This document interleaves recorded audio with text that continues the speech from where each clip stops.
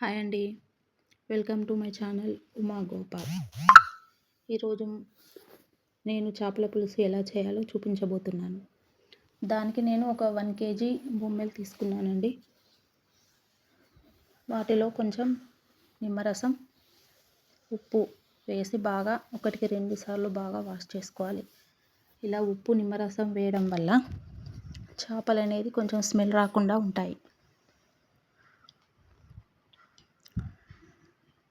ప్రాసెస్లోకి వెళ్తే ముందుగా మనం కొంచెం చింతపండుని తీసుకొని అది మునిగేంత వరకు వాటర్ పోసుకొని నాననివ్వాలి.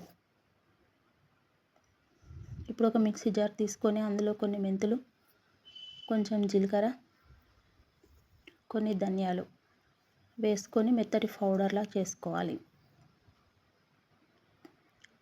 తర్వాత కొన్ని వెల్లుల్లి రెబ్బలు ఒక 10-12 వేసుకొని మిక్సీ పట్టుకోవాలి.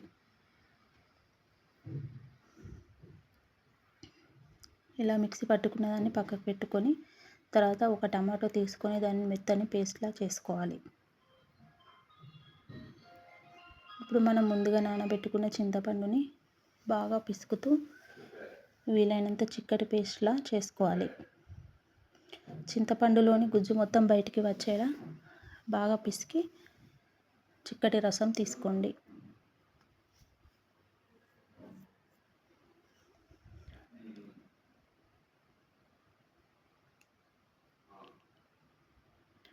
ఇప్పుడు స్టవ్ ఆన్ చేసుకొని ఒక ప్యాన్ పెట్టుకోండి.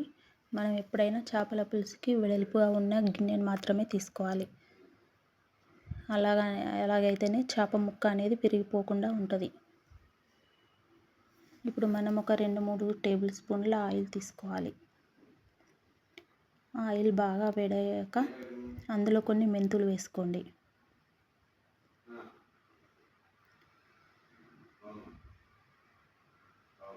మెంతులు వేసుకున్నాక ఒక 2 పచ్చిమిర్చి పొడవుగా చీల్చి వేసుకోవాలి.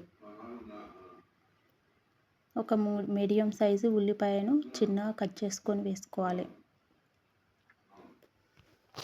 ఈ ఉల్లిపాయ పచ్చివాసన పోయేంత వరకు కొంచెం మంచి కలర్ వచ్చేంత వరకు ఫ్రై చేసుకోండి.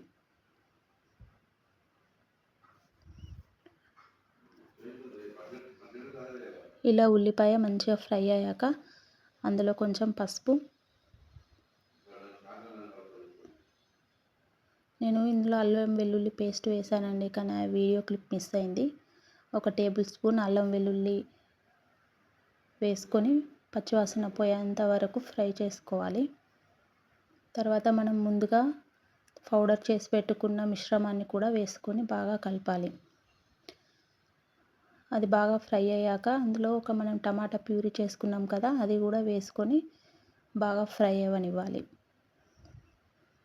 టమాటా అనేది పచ్చివాసన పోయేంత వరకు ఫ్రై చేసుకోండి. అందులో కారం మనకు తగ్గట్టుగా వేసుకోండి. చేపల పులుసులో కొంచెం కారం ఎక్కువగా ఉంటేనే స్మెల్ రాకుండా ఉంటుంది. నేను ఒక 4 టేబుల్ స్పూన్ల కారం వేసుకున్నానండి. తర్వాత రుచికి తగ్గట్టుగా ఉప్పు చూసి వేసుకోండి. కొంచెం వేసుకొని బాగా కలపాలి.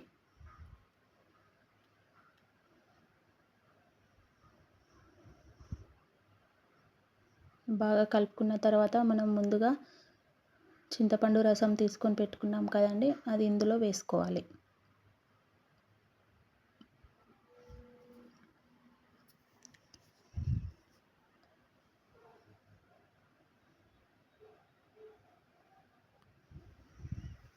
చింతపండు గుజ్జును వేసుకున్న తర్వాత ఒకసారి బాగా కలుపుకోవాలి.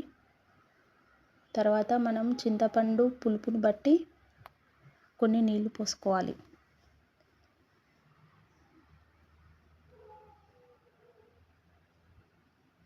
మాది కొంచెం ఎక్కువ పులుపుగా ఉన్నదండి చింతపండు, అందుకని నేను కొన్ని ఎక్కువగా వాటర్ తీసుకున్నాను.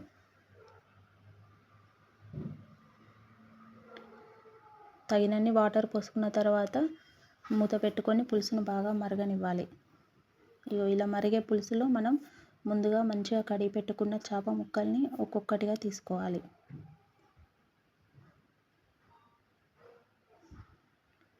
చేప ముక్కలు మునిగేంత వరకు కొంచెం పులుసుని అటు ఇటు అనుకొని మూత పెట్టుకోవాలి.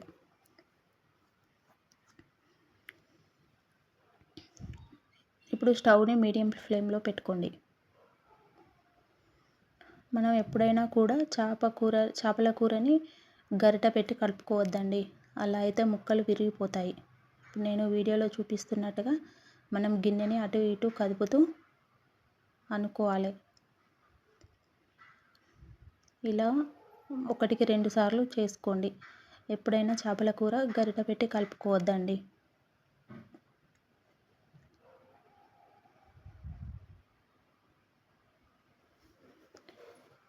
ఇలా పులుసు మరిగేప్పుడు కొంచెం గరం మసాలా వేసుకోండి. చేపల కూర ఎప్పుడైనా బాగా చిక్కగా ఉంటుందండి. కొంచెం పలసగా ఉంటేనే టేస్ట్ బాగుంటుంది. మన కన్సిస్టెన్సీకి తగ్గట్టుగా చూసుకొని కొంచెం కొత్తిమీర వేసుకోవాలి. నా దగ్గర కొత్తిమీర లేదండి, అందుకనే వేసుకోలేదు.